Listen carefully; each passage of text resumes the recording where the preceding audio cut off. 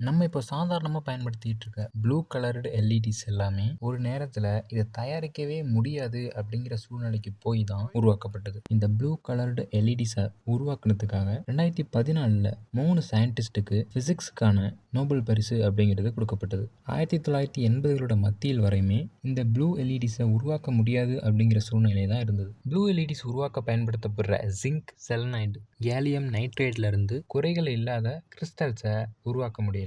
அப்போதான் 1980களுடைய மத்தியில இசாமு அக்காசாக்கி, Hiroshi amino அப்படிங்கிற 2 ஜாப்பனீஸ் சயின்டிஸ்ட் சாஃபயர் சப்ஸ்ட்ராக்ட் மேல அலுமினியம் நைட்ரேட்டை கோட் பண்ணி அது மேல கேலியம் நைட்ரேட் கிறிஸ்டல்ஸை உருவாக்க முடியும் அப்படிங்கிறத கண்டுபிடிக்கிறாங்க. அதே நேரம் 80களோட இறுதியில ஷுஜி நாகமுரா அப்படிங்கிற ஜாப்பனீஸ் சயின்டிஸ்ட் இந்த முறையை மேம்படுத்தி தெர்மல் அனீலிங் மூலியமா கேலியம் நைட்ரைடுல எலக்ட்ரான் ஹோல்ஸ் இருக்க பி டைப்பை உருவாக்குறாரு. அப்படி ஃபைனலா உருவாக்கப்பட்ட அந்த ப்ளூ எல்இடி எஃபிஷியண்டாகவும் ரொம்ப பிரைட்டாகவும் இருந்தது.